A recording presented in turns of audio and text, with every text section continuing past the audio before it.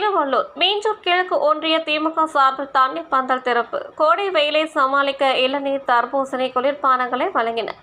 திருவள்ளூர் மாவட்டம் வள்ளூர், அத்திப்பட்டு, மேலூர், நந்தியம்பாக்கம், கொண்டகரை உள்ளிட்ட இடங்களில் திமுக சார்பில் தண்ணீர் பந்தலை கும்மிடிப்பூண்டி சட்டமன்ற உறுப்பினர், மாவட்ட கழக செயலாளர் டி.ஜே. கோவிந்தராஜன் மற்றும் மீஞ்சூர் கிழக்கு ஒன்றிய கழக செயலாளர் எம்.எஸ்.கே. ரமேஷ் ராஜ் ரிப்பன் வெட்டி திறந்து வைத்து பொதுமக்களுக்கு இளநீர், வெள்ளரி, தர்பூசணி, மோர், குளிர்பானங்களை வழங்கினார்.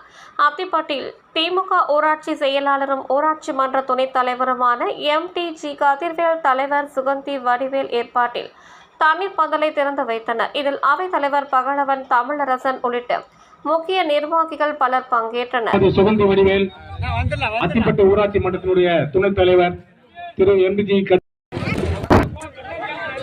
தயவு செய்து வரிசையில் வருவோம். அனைவருக்கும் வழங்கப்படும்.